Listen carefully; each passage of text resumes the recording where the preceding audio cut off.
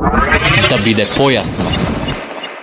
Добредојавте во новата епизоди на Риста подкасти, портаќен ме чарт, фласим по тема шоќароре, лидеме моздешуеш Марин, лидеме газетарат, ќеошња теми пошто разсишме, телезавтиса статистиканга шоќата е газетаровите Македонис. Новитен дюме нјезете дюѓе се јан региструар штат растет шкелјеве сериозе тата дрејтавете газетарове депоноњезве медиатика, мир поветам дю расте, kan përfunduar me gjykim përfundimtar në vitin 2023 janë regjistruar 5 raste, ndërsa vetëm 2 ka përfunduar procedura. Në vitin 2024 janë regjistruar 4 raste më serioze, prej të cilëve për fat të keq asnjëri nuk është me aktgjykim. Si komenton ti Furkan këto, sepse edhe ti mendoj se ishe viktim e njërit prej këtyre rasteve. Furkan është mjaft interesante. Pra, viktima u zhderuan dhunues. Mirë po në fund doli se nuk ishte ashtu. Pardje isha në preskonferencë, po pam, doli se ti je ai që rreh në vend të. Jo. Po, edin të gjitha këto gjëra në fund MPB-ja kërkoj falje, vetëm këtë të ashtojmë pjesërisht. Si do qoftë, sidomos ajo pjesa që më së shumë të udhimte që u akuzuam me status në rrjetet sociale, që ai të kërkoj falje, dhe kjo ishte më rëndësi, të tjetrën le ta vlerësoj populli. Ka një moment këtu, Furkan, ajo që folëm për solidaritet politik në nivel të mbështetjes dhe mbrojtjes, ka edhe në radhët e MPB-s. Kjo është një solidaritet kolegial, madje ndodhë që në buletin të mos i shënojnë ato veprat të tyre. Kjo ishte disi e ullët, sepse policë me përvojë u detyruan të rejnë, sepse lëshuam kërkes deri në prokurori dhe na i dhanë deklaratat të tyre të shohë se si kanë dashur atë të më ngrenë padi penale dhe atë që e kanë shënuar ne nëse fillon me procedura do dalin shumë probleme për ta, por unë thash i kuptoj ata sepse kanë qenë në presion shumë të fuqishëm, sepse arrin informata edhe të net, por i lam, ata i dëgjojnë komandat dhe e dini se si është situata financiare në shtet dhe ata nxjerrin kafshatën e bukës nga puna që e bëjnë dhe nuk e kanë të lehtë. Më së keqi është se një ditë para se të ndodhë konjare së bashku në Tanushevc, pra ndiqnim ne dhe njësia për shpërndarje të shpejt, pra ndiqnim një kriminal i cili është i dënuar të them me 100 vite dënim dhe është në ikje në Arati 15 vjetë dhe atje kryse thonin ikni, kujdesishim për ne. Po i kuptoj, mirë po nuk i kuptoj atë pjesën tjetër, nëse ka solidaritet të policët, nuk ka solidaritet te fella e gazetarëve është shumë e ndarë, le të lexojnë njerëzit sa lajme kishte kur mua më arrestuan, madje kishte lajme se kanë gjetur sasi të madhe të armëve dhe se është arrestuar edhe baba im, ai nuk ka qenë asnjëherë në stacion policor, gjithë jetës punon në një kompani private dhe duhet t'i duronte. Jo vetëm kjo, kishte shumë kolegë të cilët e quajtën kriminal, pra kundërvajtës. Në rregull, ishte periudha parazgjedhore, fushata, kanë interesat të vetë, tani pam të gjithë ata të cilët shkruan për mua u punësuan, mirë po pjesa tjetër është akoma më e dhimbshme sepse ne i fituam të dy rastet, prokuroria e refuzoi MPB-n për padin penale, ndërsa kemi edhe aktgjykim që vendim gjyqësor që e konfirmon atë që e fola se pistoleta ishte e ruajtur pra në mënyrë adekuate, e kam kthyer pistoletën dhe kam vendim gjyqësor për këtë. Askush nuk raportoi për këtë.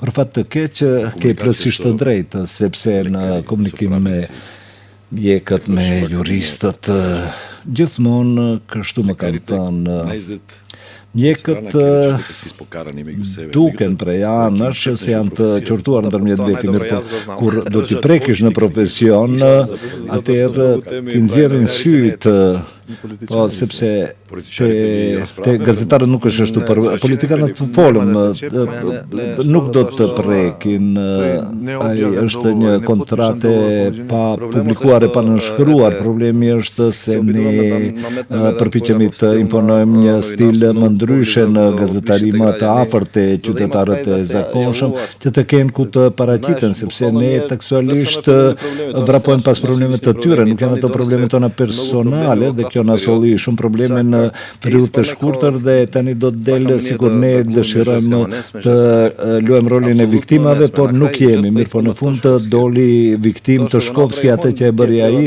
duhet të filloj të qajnë për media, por edhe kolegët e mi, sepse kur e shkruanin këtë, u tham, e dim se ku do të përfundon njëri i cili mu kanos me 10 vite burg, tani është në kabinetin e Siljanovskës, ai tjetri i cili thonte se pistoleta ka qenë e repetuar dhe e gatshme për përdorim, është në listën e pagave të Stojkoviqi. Të gjithë janë punësuar ashtu si folëm, sepse ky është shtet i vogël dhe njihemi njëri me tjetrin, sikur të kishin diçka për ne. Është pak problematike kur ne do të vim në derë për shkak të asaj se e din se vim për diçka, kemi ndonjë informat. Të jenë gjërat më të qarta. A ka padi penale për ata se janë kanusur se do të lëshojnë padi penale, për shembull për shembujt rreth anketave. Po ka, mora paralajmërim para padis, duhet të kërkojnë ndjes, mirë po unë nuk kërkova falje, nuk e di si përfundoi kjo procedurë, por unë nuk kërkova ndjes. Unë përveç dokumenteve të cilat u konfirmuan, kam edhe audio, nuk e di se si është incizuar, nuk është problemi im, tash le të bëjnë ata ekspertizë, le ta dëgjoj gjykatësi në seancë të mbyllur, nëse unë e re ose re dikush tjetër. Normalisht pëse partitë do të provojnë të ankos t'i kontrollojnë mediat, por ne nuk do të dorëzohemi kaq lehtë. Kjo që ndodhte pas zgjedhjeve më duket si flasim për mosdëshkueshmëri në pjesën e parë për korrupsion të madh dhe tani mosdënimin në lidhje me gazetarët. Për njerëzit e vegjël, po edhe njerëzve të vegjël ti raporton për shembuj të tillë. Për kënd vlen ligji vetëm për më të dobtit, për fat të keq, sidomos për ta nuk vlen, sepse nëse gjykohet sipas ligjit, ka shumë procedura të thjeshta gjyqësore. Vlen nëse vjedh 10 kebab, por nëse atyre u ndodh diçka, është diçka e parritshme. Si të them, ka raste banale të cilat nuk përfundojnë me vite, fillimisht pra në ato raste të cilat nuk janë zgjidhur me gjase, dhe rasti ynë në Kërçov, ne të hënën të martën duhet të paraqitemi në prokurori, sipas paraqitjes të përmbarueses Vesna Jakimovska, që na akuzon se kemi hyrë në mënyrë jo legale dhe atje na i këputi mikrofonin. Tani kjo nuk ishte e dhunshme, ishim në të njëjtin objekt dhe unë refuzoja të hiqem prej derës derisa erdhi policia brenda 5 minutave dhe tani ne duhet të paraqitemi në gjyq për këtë. Edin çka është më e dhimbshme, se ajo sulmoi efektiv policor në stacion, ka gjurmë tek ai, ka grisur pra materialin zyrtar, ka sulm mbi gazetarin, mirë po nuk është ngritur procedurë mbi të. Ndërsa te ne në mënyrë eksprese funksionon e drejta. Pra në mbrojtjen e të drejtave të njerëzve të vegjël, pra të ftuar për një njeriu që ka 78 vite dhe duhet të duroj terrorin që ne arritëm ta incizojmë, ta regjistrojmë prej përmbarueses, nuk ishim aty, vum mikrofon, ajo i vuri fletët në tavolinë dhe thotë merri nënshkruaj këtë, ai kërkoi pra që të shohë se çka do të nënshkruaj, ai është në moshë, mirë po është njeri i shkolluar dhe ajo i thotë nuk dëshiron të nënshkruash dhe i merr fletët para saj. Pra çka thonë se nuk funksionon Avocati Popullit, nuk funksionon Komisioni kundër diskriminimit, nuk funksionojnë institucionet dhe tani mbetet dera e vetme e hapur tek gazetarët, mediat. Për fat të keq ashtu është. Për fat të keq edhe në Furkan, edhe ne gazetarët atë rol patjetër ta mbajmë dhe ta kryejmë mirë, të futemi edhe në rolin e komisionit për mbrojtjen komisionit nga mbrojtja nga diskriminimi edhe ombudsmani. E dini çka ku është problemi? Pra duhet të bëjmë presion. Po, nëse shkon një njeri i zakonshëm dhe do të paraqes një rast të dukshëm të diskriminimit, ai do të thotë se nuk e bazë dhe shko. Po, nëse shkon me gazetar për 2 ditë zgjidhet dhe del se ka diskriminim. Na tret dikush në spital, më vdes fëmia, jam me babain, me bashkëshorten, nuk e hapin derën ata flejnë, por nëse dëgjojnë se flasin me media, atëherë ja hapin derën dhe pranojnë. Pse patjetër mediat shkojnë te kujdestaria në ora 2 të natës dhe të trokasin në derë. Nëse nuk fton media, atëherë nuk të pranojnë në spital. Këto janë gjëra banale. Janë bërë paranormale dhe do ndodhin akoma më shpesh, sepse sikur u mësuan rahat me këtë sistem. Kështu funksionon dhe nëse vdese, do të vdesish. Pra bëhet një shprehi, na vdiq një vajzë 16 vjeçare para një jave, pret 4 muaj në nënshkrim për transplantim në Sloveni, paraqitemi në mëngjes, nëna thotë se vdiqe, dini çfarë traumë është kjo për ne. Vetëm një nënshkrim njerëz, kur të thotë njeriu se gjithçka është e gatshme në Sloveni të presin, ka donator, duhet vetëm një nënshkrim të organizohet transporti, të kryhet ai transplantim dhe flasim për një vajzë 16 vjeçare. Pra, ato duhet të kenë emër dhe mbiemër. Ne gazetarët, nëse nuk don sistemi, këtu është problemi. Kur do të fillojmë të flasim me emra, ata nuk e bëjnë këtë sepse munden. Ata janë të fuqishëm sepse kanë lidhje dhe këtë e bëjnë individualisht, nuk munden ata. Kanë mbështetje nga strukturat politike. Vesna Jakimovska, e cila sulmoi 2 persona zyrtar, asaj është kthyer pasaporti. Pra edhe pasaporti është kthyer. Para mendoni unë ta sulmoja atë çka do ndodhte terroristi Furkan Saliu, sulmoi ekstremisti Furkan Saliu, do ta kthenin, por do duhet të protestonim si Kizharovski. Po prandaj jemi mjaft vëmendshëm. Atë që bën është pak, kjo nuk është jashtë nga ajo normalja, të shkosh në derë të një funksionari dhe të kërkosh përgjigje për diçka që dikush ka denoncuar, ndonjë njeri që nuk mund të merr shërbimin për një institucion të caktuar ose është i diskriminuar. Në Kumanov shkojmë në një institucion lokal, ngrenë rampën, hymë për lemroni, na pranojnë në zyrë, kur e kupton se për çka kemi shkuar atje, mundohet dhunshëm të na përzë prej zyre. Hytëm në zyrë, nesër flet paraqitje në stacion policor se kemi hyrë dhunshëm në institucion. Shiko, tash provojnë të na imponojnë atë se jemi të dhunshëm, këtë kanë të vetme mbrojtje, s'ka se si të kapen në ekipin tonë Portal X, janë të tillë, nuk kemi të pulsuar në institucionet publike, gjysma janë jashtë shtetit, nuk ka se ku të kapen. Duhet pak guxim prej qytetarëve dhe ata janë të friguar që të vit dikush te ju ose te ne duhet të merr guximin. Çka folën para emisionit? Ishim në Sveti Nikol të inqizojmë një storje, mirë po tani ata janë penduar, dridhej gruaja, është paraqitur dikush.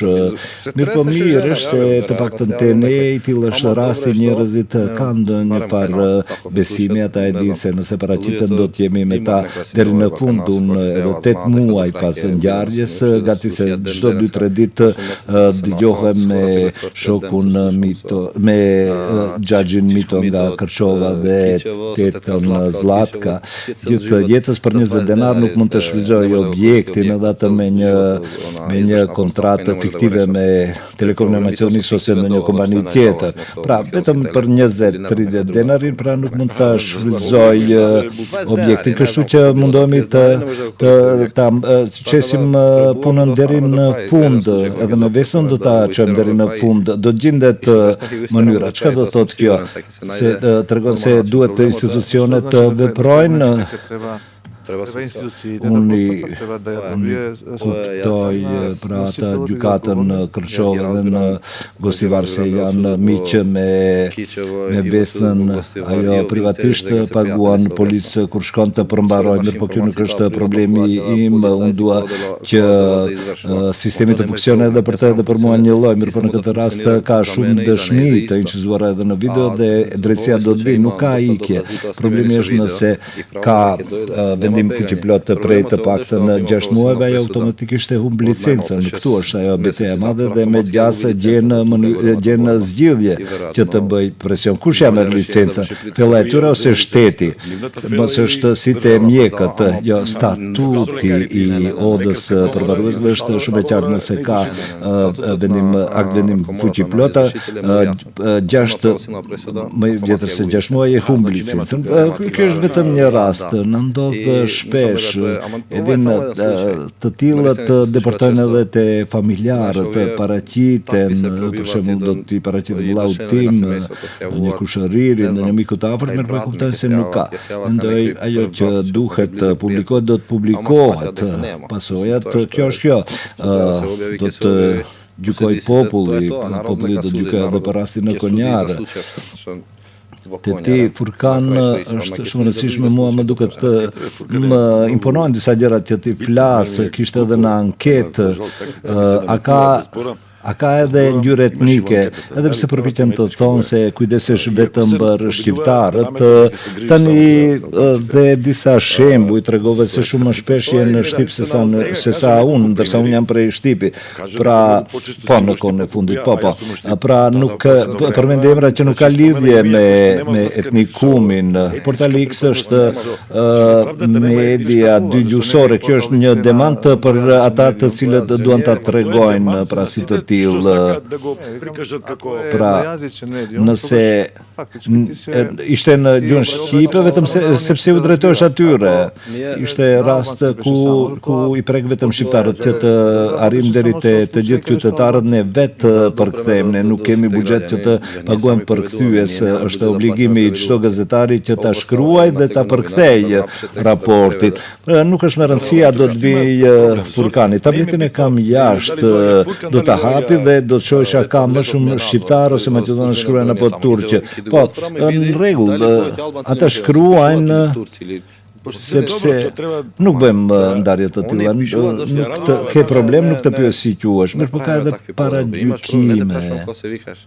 Këto ishin akuza se nëse je antari BDI-sas që s'mund të të bëjnë, bën gjithë çka të duash, edhe ky është problem. Dhe tani pak BDI-ja ishte sinonim, ose kur përmendej BDI-ja mendojnë tek shqiptarët. Po, bënin barazim një imazh se për shqiptarët nuk vlen ligji, ndërsa për maqedonezit po. Por edhe kjo është problemi i sistemit, jo imi, si të them nëse dikush i BDI-s nuk ka përfunduar në burg, unë nuk jam gjykatës. Shini, ndaj nesh ka akuza për shembull se është pa lidhje të flasim. Shini, për këtë akuzë përgjigja më e mirë janë numrat, gjithçka është publike, urdhëroni se çfarë tema trajtohen në Portal X, por edhe si gazetar kur isha në Klande në TV21, do të shihet një fakt tjetër se si e flas gjuhën maqedone, se si nacionalist, pra dikush që është nacionalist, pra nuk do ta mësoj gjuhën dhe për inat nuk do të flasë. Na ndodhin gjëra, më pyesin a dëshiron përkthyes. Jo, nuk kam nevojë se e kuptoj.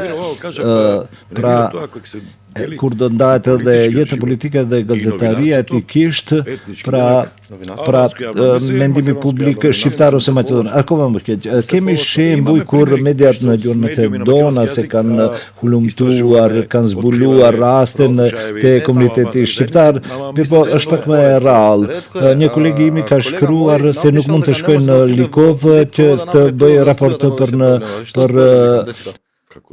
rrymën në Likov, si është e mundur, si mundëm të shkojnë në Novosel. Pra, kjo është një paragjykim.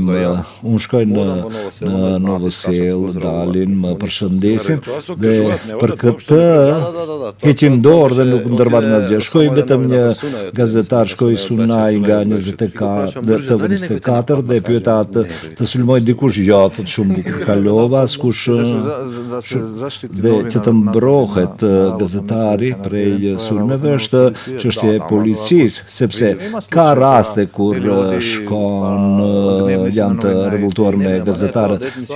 Mirë po nuk ka prapavij etnike dhe prandaj edhe të huaj të thonë nuk ka gazetari amerikane, shqiptare, maqedonase. Gazetarët janë gazetar, pra në punë të gjithë jemi gazetar ose politikan.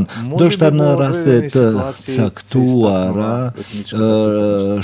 theksohet përkatësia etnike, për shembull për gjuhën, flet në shqip, flet në maqedonisht, por problemi ynë është se i përzim identitetet në kontekstet të gabuara. Për shembull shkon në mal të ecish dhe atje thekson se çka je. Mu kujtohet për shembull një shkelje në trafik. Ti ke pasur problem sepse je maqedonas ose prej shqiptarëve. Pra, pse ke qenë ti, sepse të fuqishmet janë të fuqishëm. Unë kisha një rast që bashortja ime u godit nga një makinë tjetër, i cili vozite mbi 100 kilometre në një vend ku duhet të vozite 50 kilometre në orë. Pra, automatikisht është fajtor dhe çka ndodhi? Këqyrje në vendin e ngjarjes, policët të cilët ishin shqiptar, pra ekspert shqiptar, gjithçka shkruan në dokumente, gjykatësi shqiptar, prokurori shqiptar, dhe tani në fund unë nuk kam drejtësi, pra nuk është aq e rëndësishme se çka je, ata duhet të jenë policë të mirë, ekspert të mirë, prokuror të mirë dhe gjykatës të mirë. Dhe në fund mund të më jetë dhënë drejtësia, të jemi real. Pra, ka një përkatësi etnike e cila këtu është superiore dhe ajo quhet euro ose dollar. Ajo është superiore këtu dhe ata të cilët kanë para kalojnë madje edhe me vrasje apo tentativa për vrasje. Ka për të keq raste të këtilla në këtë shtet, flasim për reforma në sistemin gjyqësor. Gjithçka fillon prej aty, sepse edhe unë nuk do të kem një lloj, do duhet shumë të kujdesem kur raportoj për një temë të caktuar, kur e di se ka sistem gjyqësor, ka prokurori që më ndjek në çdo hap dhe nëse gaboj do të përfundoj atje ku e kam vendin, por nuk do të jetë një lloj për ndonjë funksioner. Mendoj se gjithçka fillon nga sistemi gjyqësor, por edhe si mundet një qytetar të shkojë në qytetari unit të shkojë në Gjermani dhe të ketë frikë të hedhë një letër ose vozit 40 kilometra, sepse e dënojnë atë gjithë një më tepër 100, 200, 600 dhe në fund ta marrin edhe patent shoferin për ndonjë shkelje në trafik. Shumë fshihemi pas përkatësisë etnike për të ikur përgjegjësisë për veprime politike, mirë po kjo është imponuar nga diskursi politik nga vitet e 90-ta e këndej. Në rregull ti kishe për shembull një aksion politik, aksion policor në Slupçan dhe patjetër të kesh për shembull në Mogilla, sikur patjetër të balansosh. Nuk duhet të balansosh kur bëhet fjalë për kriminal. Balanso me drejtësinë, le të ketë drejtësi, edhe në rastin tonë është një lloj përpiqjen nga aspekti etnik të na sulman, por shihet se është kotë, sepse megjithatë na paraqiten njerëzit të cilët flasin maqedonisht. Kjo është super, prandaj edhe e theksova. Përsëri zgjedhim probleme bashkë.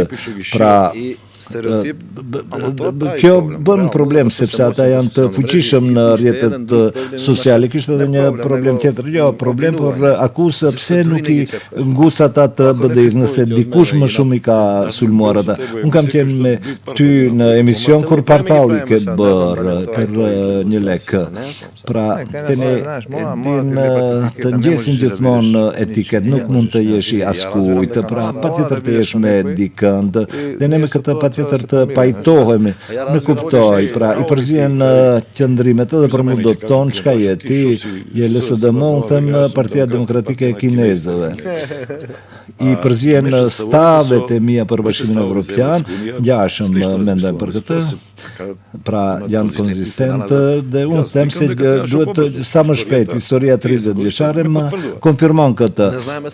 Koha sipas meje nuk punon, dhe tani pas 30 viteve dhe ata që kanë qenë kundër më kanë akuzuar, më kanë kritikuar, tani e flasin të njëjtën. Çka kam unë me këtë ose fëmijët tonë? U plakën pra ato qëndrime me njerë lidhin ti je SDSM, ti je kjo që ajo, po qëndrimet e mia munden në një kohë të caktuar të jenë të njëjta edhe me qëndrimet e VMRO-s ose me qëndrimet e BDI-s, nuk e di. Nëse flasim për ideologi, sidomos për ekonomi, puna jonë është publike, duhet ti durojmë kritikat, letjet e qëndrueshme. Letjet e qëndrueshme, thotë këtu ke gabuar, sepse ndodhë të demontojnë, sepse njerëzit nuk janë budoja, të demontojnë, nërsa tani me rrjetet sociale më ka ndodhur që të më demontoj një komentues dhe kërkoj ndjes për këtë dhe e përmishoj gabimin. Të gjithë të temën të hedh në ujë me një koment, me një fjali. Njerëzit nuk janë budallënj, më ka ndodhur dhe kam ditur të kërkoj ndjes, kam gabuar dhe e tërheq pra postin ose lajmin dhe kërkon ndjes. Por problemi është më i thellë sepse ka një online grupe organizuar i cila e bën vetëm këtë me porosit të partisë politike. Kjo duhet të ndërpritet sepse do të jetë më keq edhe për vetë partinë politike që i financion, bukvalisht i finanson, duhet të ndërpritet sepse dini se si është reagimi. Ata sulmojnë dhe ti sulmon, njerëz jemi, dhe dihet kush gabon. Unë vrapoj pas votave, nuk shkojnë në zgjedhje. Pra mundemi të kryem do puna edhe kryem në punë tjetër. Për shembull, gjykatësve të kolegëve tanë është shumë e rëndësishme, më e vëmendshme, më të kujdesshëm, më të drejtë janë gjykatësit kur në gjykim do të arrin më shumë kolegë, do të marrin pjesë më shumë kolegë, kamera ose kur do të vinë organizatën ndërkombëtare, nuk e kanë një lloj kur do të vinë nga ambasada amerikane, ata nuk do të bëjnë asgjë. Mirpo këtu duhet ta tregojmë të paktën për rastet ku jemi gjithsej të pastër, rasti është i pastër kristal nga ana jonë, mirpo edhe atë që tha. Kjo është puna e Këshillit Nderit SHGM-s, duhet të mbrojmë edhe për gazetarëve, të cilët janë blerë.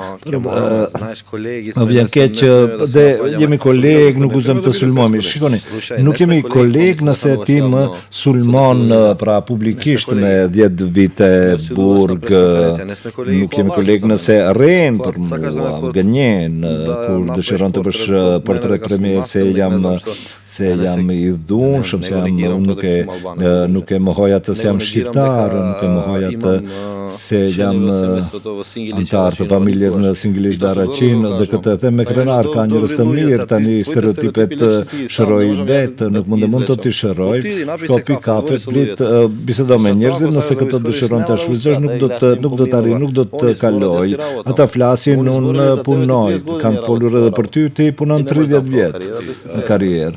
Dhe nuk e leqe për këtë njolla.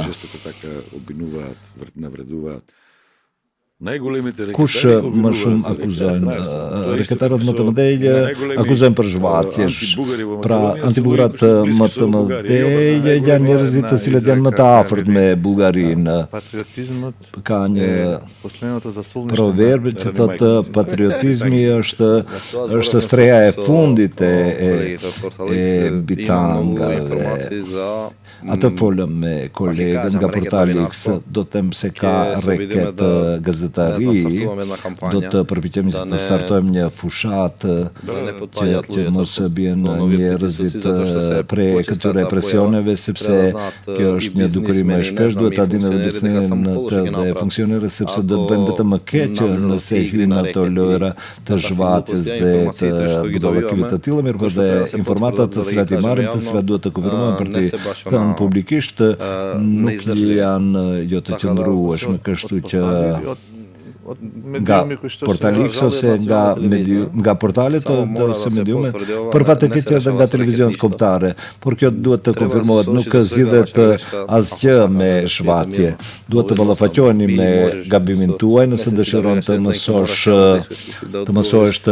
nëse dëshiron të flesh rehat dhe me mua të ikish, pra do të vi koha që të përgjigjesh. Kjo vlen edhe për ne gazetarët, sepse puna jonë është publike, ndërsa tani kemi edhe status tjetër, persona zyrtar, kështu që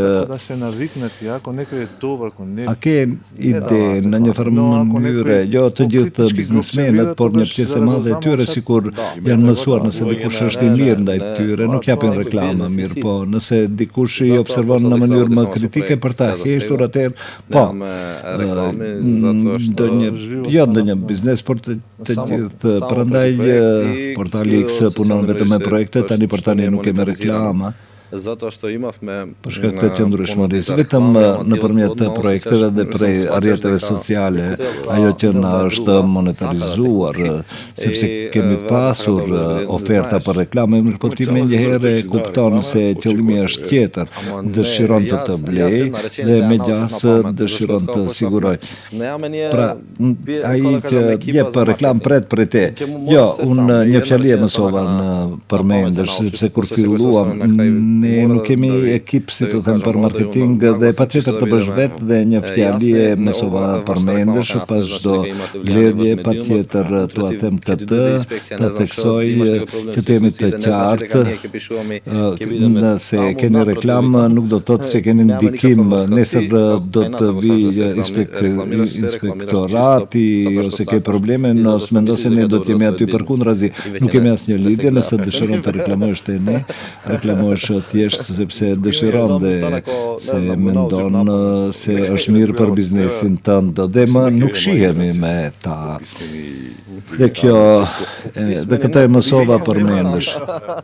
Mendoj se brezat e ri janë më të arsimuar, jo, më digital po, nuk I marrin, si të them, qoras, si thon kësaj, si të mirëqenë, çdo informat që do ta publikoj dikush. Duhet të dinë se cili është tipi, cili është mediumi që publikon një informat. Të kenë para informata, ne e kemi këtë si informat, ne e dim se cilët janë kolegët, cilët janë mediat, po qytetarët e zakonshëm, sidomos ata më të rriturit, kanë problem se gjithçka ngjet. Këtu biznesmenët duhet të mendojnë sepse në botë nëse dikush nuk sillet në mënyrë morale, nëse përhap gjuhën e urrëties, menjëherë tërhiqen pra reklamuesi, Tiger Woods kishte probleme të tilla. Menjëherë të gjithë ikin për korrupsion, për doping, nëse ndodh diçka, menjëherë ikin. Teme ndodh që firma me renome janë të pranishme në reklama, të cilat përhapin gjuhën e urrëties, pra kjo është një sistem I vlerave, pra nuk e di si nuk frikohen si kjo do të ndikojë tek biznesi. Emisioni më I shikuar në pjesën shqiptare, Kosovë, Shqipëri dhe pjesa në Maqedoni që flet shqip, pra emisioni më I shikuar është Big Brother, atje ka 1 milion sponsor, ishte një vajzë modele, nuk e di çka ishte në profesion, ishte brenda dhe e futën brenda dhe ishte bashkëshortin e saj që është I akuzuar për dhunbit dhe kjo ndodh në një televizion kombëtar. Çfarë reaksioni? Pra pojenta është se ne jemi shumë larg, duhet shumë të mësojmë. Ne këtu në Ballkan jemi kinse besimtar të modern, flasim për moral, shumë mirë, po nuk e di dhe ky mendim për moral dhe etikë, mendoj se është e gabuar, duhet të mësojmë shumë për perëndimit sepse atje nuk ke shansin e dytë nëse thua diçka që nuk është në rregull, ti nuk ke shansin e dytë, ke përfunduar. Nuk e di, atje është kultura, është politikan, madje dhe gjithë personat publik, nëse u sheh backgroundin, nëse ka qenë i akuzuar për shpërdorim të pozicionit zyrtar, ka vendim gjyqësor, se ka vjedhur para prej njerëzit, përsëri mbetet këtu. Kjo ndodhet te ne gazetarët, pra nuk ka. Te ne edhe politikanët, edhe gjykatësit, prokurorët, por edhe gazetarët janë shprehje, reflektimi i shoqërisë. Arsimi dhe edukimi, pra gati se nuk ekziston frajer, janë ata të cilët e kanë shfrytzuar pozicionin dhe kanë vjedhur para, ne jemi budallënj, të gjithë ata që nuk kanë marrur, pra dhe gazetarët. Sole si do të përfundojnë ato para, e din. Pra, qofshin edhe miliarda, e din se si do të përfundojnë atë. Nuk ka si tu abartim fëmijëve se të vlefshëm janë ata të cilët punojnë, pra për fatë që ka lidhje të gabuar, pse të mësojnë më parë, në thonin të mësojnë, si thonë të Ivan Mubi, kur mundesha unë të bëhem president. Pra, të jemi real, pra, ata të cilët kishin më shumë njërshe, pra Milavecët vozistin makina më të mira, është një problem global, sepse u bë shumë lehtë të bëhen para të mira me budallëkinë për TikTok dhe rrjetet të tjera sociale, është një problem global, mirë po megjithatë ka disi vlera, ka kufi. Në TikTok vetëm titujt për nga gjithë emisionit do të nxjerrë 20 sekonda. Tani e shef vetëm atë dhe shiko, ka një pjesë në të kaluarën që nuk më pëlqente, kisha kolegë të cilët lavdroheshin se pinë kafen e mëngjesit me Branko Crnkovskij ose politikan tjetër, për gjeneratën tonë është e paparamendueshme, unë nuk mund të pi kafe dhe të flas për korrupsion në sektorin tënd. Pra, shoqërimi me politikanët kur duhet diçka të shkruash për të dhe mendon prit pakës, prandaj nuk do të pish kafe me të.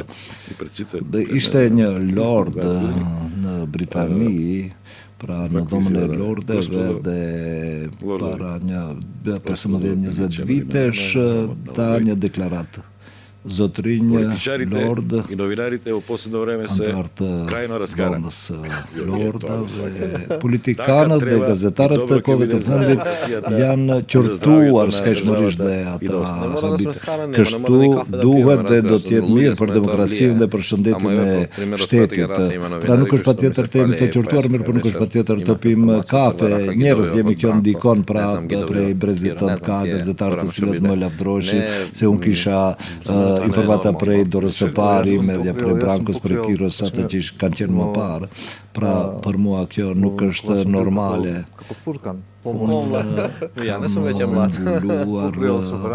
Kur kam qenë si më i ri si Furkani, unë tashmë nuk jam i ri. Pra, prej kuvendit, ne patjetër të shkonim të pim kafe në për këto grupet e deputetëve, parlamentare, disa na iknin nëse ke shkruar diçka që nuk të pëlqen, thotë mos hyj dil jashtë, nëse diçka u pëlqen atëherë do të ftoj, kishte madje edhe gara se kush do të jetë i pari në publikimin e ndonjë informate. Ishte një kohë tjetër, pra ishte marrëveshjen e Ohrit, si do zgjedhet kjo e kështu me radhë. Pra ishte një garë e tillë, ne po pajtohem me Furkanin kur thotë se nëse je watchdog novinar, gazetar, kjo ndikon. Mirë po, ishin kohra tjera, kohra të këqija për shtetin, mirë po të arta për gazetarin.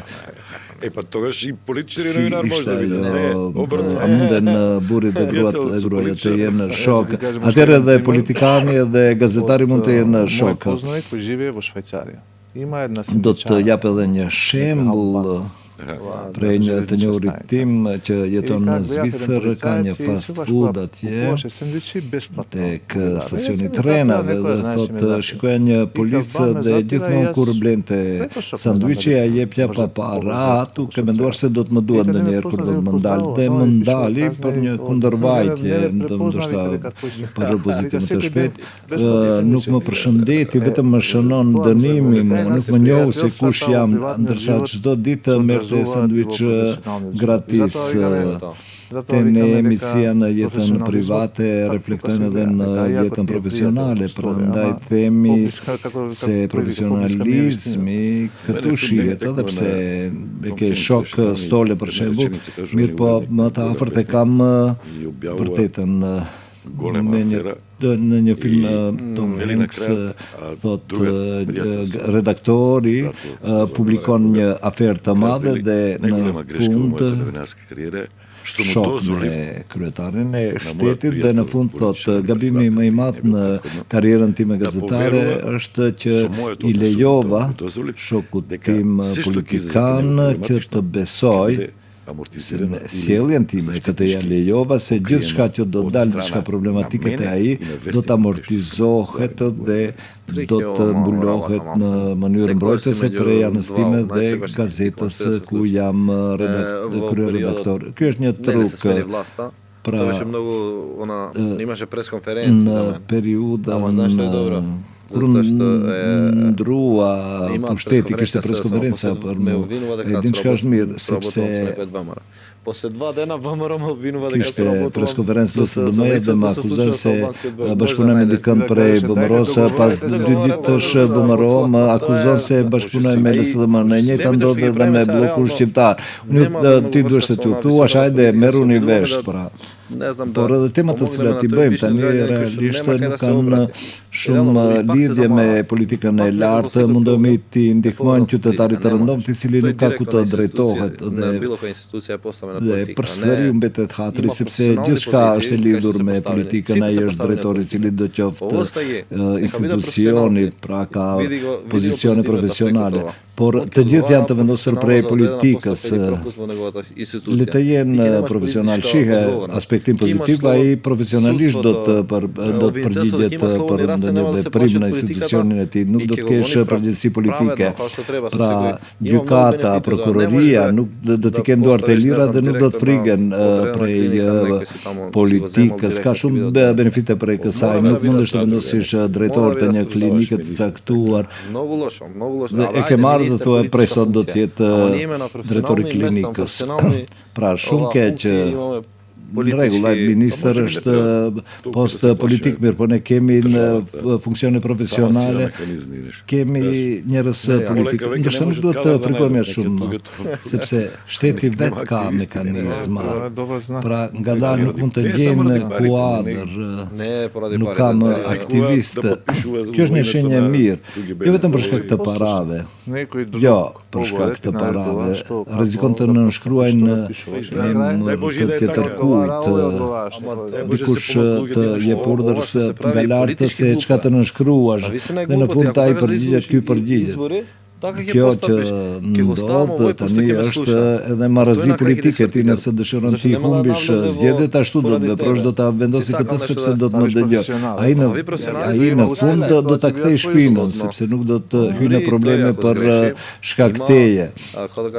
Pra, nëse ai është i suksesshëm, këto do të jenë sukseset të tija, madje edhe nëse gabon ai, ka përgjegjësi personale, është vendosur sepse ka qenë i mirë në profesionin e vet. Bëhet fjalë për besim. Pse ty të drejtojnë njerëzit, sepse nuk ka ku të drejtohen dhe sepse të besojnë, ndërsa thelbi është, nuk e di sa e kemi kuptuar, mirë po mundohemi të analizojmë dhe të nxjerrim konkluzione për veprimet e politikanëve dhe reflektimin e gazetarisë do të shërbejë se do VMRO-ja të gjithë dhe cili është qëllimi, sikur janë marrë vesh të relative normalizojnë të thejnë besimin dhe qytetarët të thënë kjo është, ndërsa besimi është thelbi, kliku dhe tirazhi nuk do të thotë besim.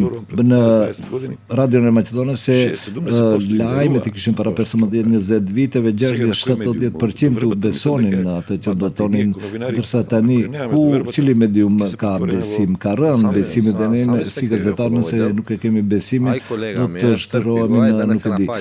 Vetë jemi fajtor në këtë pjesë, jemi kolegë të mos sulmohemi.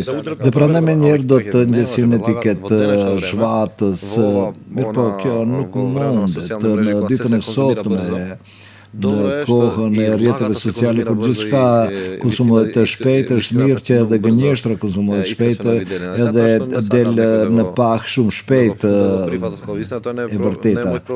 Po nëse dikush nuk dëshiron ta pranojë si të vërtet nuk është problemi im, mirë po është mirë që është një grup i vogël, nuk mund të rresh sot popullin sepse është shumë lehtë, nuk e di. Të bësh një historie për një objekt që është ndërtuar prej vitit 2020 deri në vitin 2024 në një bladje të caktuar. Ai do të hyjë në Google Earth dhe do të shohë se ai është ndërtuar pas 2 viteve. Nuk mundesh të rresh, ke instrumente për gjithçka. Pra nuk do të jemi robër të tirazhit sepse gazetaria në parim ta thotë të vërtetën dhe shumë shpejt edhe të shqetësoj sepse e vërteta shqetëson. Njeriu rëndomt nuk dëshiron dikush ta shqetësojë dhe prandaj nuk ka ndonjë vërtetë që është e smur. Njerëzit nuk duan të lexojnë, nuk do të thotë se nëse nuk ka klik dhe nuk është e rëndësishme. Njerëzit e kanë psikologjinë atillë, më shumë i duan të pavërtetat se sa të vërtetat që i shqetësojnë. Pra duhet të shohim vetveten. Kjo është shkaku asaj se ne u larguam prej tyre, ata u mësuan të shohin gazetar me kollare, me kostume në për studio. Shumë largon prej tyre. Ne për fat të keq kolegë të caktuar tonët mbyllen në për zyrë dhe do të marrin titullin e redaktorit e humbin kontaktin me realitetin. Unë çka do që të bëja në jetë, unë nuk do të shkëputesha prej terrenit. Kjo të mban të ngjitur deri tek realiteti. Ti thjesht do të hysh në zyrë, ke mysafir kryeministrin, nesër kryetarin dhe do të hysh në film sikur je dikushi. Nëpër këtë kalojnë të gjithë gazetarët. Mediat e mëdha kanë këto probleme sepse duhet të jetë prezent tetor. Dhe me vitet, si hyn në vitet ashtu largohesh prej terrenit. Po humb shinin perëndim pra gazetarët më të mirë në terrenit janë nga 60 vjet dhe të duket sikur sheh film. Larry King sa vjet deri në 80 vjeç punonte. Ai mbante talk show, emisione politike, po ka gazetar të cilët nuk largohen prej terrenit. Merre pra jo vetëm intervista. Pra nuk gëzojmë të humbim kontaktin me realitetin, kjo është më e rrezikshme, duhet të mbetemi poshtë ku e kemi vendin, dhe realisht për atje burojmë të njëjtat probleme, ndajmë edhe ne probleme të paguash faturën, probleme me drejtësinë, me rrugët e këqija. Pse gjithmonë zi, kjo është kjo. Nuk mund të them se e ke rrugën mirë kur nuk e ke të rregulluar, dhe duhet të normalizohet. Përsa me regjistrimin në punë në një televizion kishim një rast interesant. Ata e kuptojnë se pinë kafe me dikënd sikur humbje kohe. Jo, edhe kjo është lufta e gazetarëve të rinj, duhet të jenë pak më luftarak sepse ne ishim të organizuar dhe ky ekip që punon në Portalix punonte edhe në 21 dhe klan dhe mundoheshin të na imponojnë të regjistrohemi kur shkojmë në punë. Po unë e shkyva këtë dhe thash na përzeni, nëse është nga aspekti ligjor, mirë po gazetari të kontrollohet, lëshoj, le të punoj, nuk mundesh ti paraqitesh dhe ti thuash respektoj orarin e punës, nuk shkon kjo kështu, sepse duhet të paguash honorar. Kush paguan honorar? Jo, në Portalix u munduam të imponojmë një stil krejtësisht tjetër të punës. nu ca tem të ndaluar, për shumë nga Urbana do të propozojnë temë dhe punon me pjesën teknike të ekipit, është përgjithësia e saj, ka kodin e sjelljes deri ku mundemi të shkojmë, të mos teprojmë, sepse shpesh na akuzojnë se teprojmë, mirë po edhe për çdo vendim patjetër të merret bashkarisht dhe vërtet ndjehem mirë, sepse si të them, si kur çdo problem është i yni dhe çdo sukses është i yni i përbashkët, ne kemi pasur probleme realisht në televizionet kombëtare. Sidomos në televizionet ku kam punuar, duhet të kem frikë prej drejtorit të televizionit tim apo redaktorit. Më ka ndodhur që ti propozoj një temë dhe ti paraqitet funksionarit që të mos mund ta incizoj ikë, sepse ky investigon për këtë temë dhe kjo jo rallë. E në ertë deri në hundë dhe ikëm, ne kur vendosëm të largohem dhe ekipi erdhi bashkë me mua në zyrë të drejtori, unë thashë ju vazhdoni, unë do të provoj vetë, kur do të krijojnë kushtet që të merrni paga, do të vini edhe ju, sepse kemi edhe familje, kemi fëmijë, okej, unë dua të jem pak më ashtu, mirë po ndoshta ata kanë plan të tjera, unë dash dorëheqje dhe pas më erdhan dorëheqje të 6-it, erdhën të gjithë dhe ne ishim të gatshëm të punojmë edhe pa para deri në momentin kur do të fillojmë të gjenerojmë diçka çfarë do qoftë dhe erdhi projekti nga një organizatë evropiane i IDEA, atje shumë shpejt kaluam, një projekt të shkruar mirë me qëllime të qarta. Jo vetëm projekt i shkruar mirë, por kanë detektuar si mund të bësh ti edhe elaborat projekt. E kanë parë se ekziston përkushtim dhe ekipin të hapen rrugët kur lufton, pra ne 80% të kohës e humbëm që të krijojmë kushte në redaksi të punosh në lirisht.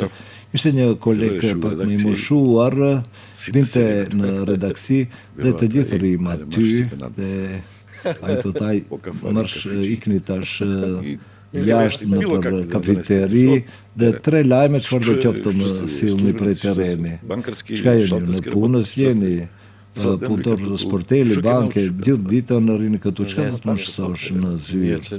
Ne zyra është e mbyllur gjithë ditën, sepse non-stop jemi në terren, mundemi të jemi prej 9 deri 9:30.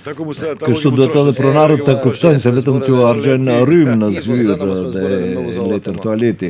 Mediat janë, si të them, në shtetin tonë, si biznesi i dytë, për të ruajtur biznesin e madh. Vetëm shihi, nuk do të ndërhyj, jemi kolegë me gjithatë, nëse këtë e ke biznes të dytë, dihet se si do të jetë rezultati dhe nuk është e rastishme që importohet prej gjithkund prej Shqipërisë, prej Bullgarisë, Serbie, asgjë nuk prodhohet, kemi folur për këtë, nuk prodhohet, pra të stimulojnë mediat, për çka? Më jep rezultat. Prandaj kanë lajmet ata. Lajme debate. Pra, kanë që për të mbrojtur biznesin tjetër. Kjo nuk është e mirë, sepse në fund të fundit ndodhen zgjedhjet. Realisht, para publike morën të gjithë mediat. Pra duhet të punosh diçka që të tregosh se vlen, nuk është poenta. Mediumi nuk është biznes. Është një biznes privat që kryen pra veprimtari publike. Kështë si noterët, ashtu duhet disi të definohet roli i mediave private. Mirë po definicionin nëse e them unë është shumë e keqe. Pronarët shojnë televizion si ndonjë dyqan, është imja dhe bëj çka të dua, çka dua publikoj. Të mos i emëroj, pra nuk ka asnjë televizion që ka biznesin kryesor, pas njerëz qëndron bankat të gazit, nafta, Ungaria, kështu me radhë. tu që zbrazët është tregu, asgjë nuk prodhohet, këtu shes si një fermë, si ato emisionet kiç Big Brother, pra tregu është i zbrazët, por nuk e nevoja dhe për një investim të madh, sepse teknika u bë shumë e lirë, mundesh me një mikset, me 4-5 kamera të bësh shumë me celular, mund të bësh emision të mirë. Ja pas ka 15 çka ka, sa kohë kanë kaluar Zëvendëkmania, bën diçka, satir çka ka. Hiheriku nuk ka, nuk e dia, ka të shqiptarë diçka, të ne ka vetëm emisione dhe lajme politike, debate serioze, pra nuk ka atë pjesën argëtuese. Prej Shqipëri, prej Kosove, a vim produksionet të tilla, ose edhe atje seriale. Jo, sepse do të marrësh digital, do të kesh të gjitha reklamat, e din sa prodhon Top Channel ose Klanin në Shqipëri ose në Kosovë, ka dhe Top Channel, hini në YouTube do të shihni milione klike, kjo është një produksion autentik, kanë licencë për Big Brother, nuk përshihet Top Story, kjo është faktikisht një film, kjo është një gazetari investigative, emision për film, tekstualisht i inqizuar si film, nuk mundesh të ngrihesh, pra kodi përpiqet të bëjë diçka. Kishim edhe ne insider. Po filloi, por nuk vazhdoi. Shihni edhe llogaritë provimtare të televizionit më të mëdha, patjetër ti kthejnë gazetarit që paguan tatim, patjetër ti kthejnë, sepse ne çdo 2 vite kemi zgjedhje, ato janë para publike dhe patjetër të kthejnë diçka për atyre milionave. Ani, jo, bëri 9, afroi deri 10 dhe askush nuk e përsëriti këtë. Sa ka 11 vjet që është mbyllur. E di se ishin zgjedhjet, vitin 2013, pra pas ka shumë vite, pra askush më nuk ka bërë, tani janë 7, 6, 8, ishte maksimumi dhe prej atyre 8 milionave, sa marrin gazetarët, sa mund të investohet në produksion të kthehen ose vetëm blenë, por edhe redaksit janë më të vogla, kupton një televizion kombëtar funksionon me 5 gazetarë, ku janë ato para. Furkan ti mos dalish mohikani i fundit në një më të vjetër, bëtë më shuar, por gjithë më pak fëmijët duan të punojnë gazetari. Ne vetëm në shkëpuj parave, jo shkëpuj besimit në fakultetin e gazetarisë, nuk ishte asnjë student, as në Tetov, në Shkup ka pasur diçka, pra nuk mund të formojnë grup dhe i kuptoj, absolutisht i kuptoj, janë pagat e ulta, Tregoj dje Pavle, sa 70% janë nën mesatare në rrugës, shumica e tyre punojnë me kontratë në vepër dhe nuk u mbulohen pra sigurimi shëndetësor. Ashtu erdhëm vetë në këtë situatë, nuk kishim respekt për punën tonë, nuk ishim të vetëdijshëm për fuqinë që e kemi dhe tani do të durojmë. Pra kur do të imponosh një mentalitet të tillë, të gjithë të thellës, më mirë të rish heshtët. Të përfundojmë për pak në mënyrë më optimiste.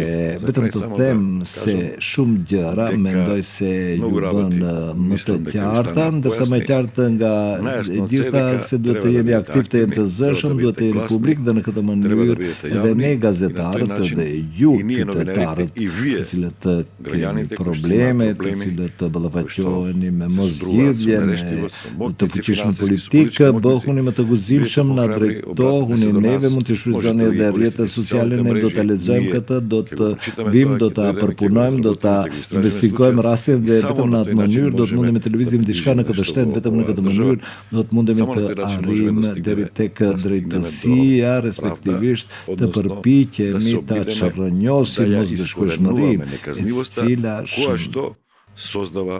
cila krijon shumë padrejtësi në mënyrë vijuesi. Sa më shumë ka mosbeshkueshmëri, aq më shumë ka padrejtësi, më shumë guxojnë njerëzit të bëjnë vepra penale, të vjedhin, jen korruptiv dhe të guxojnë tu kanosen pra gazetarëve.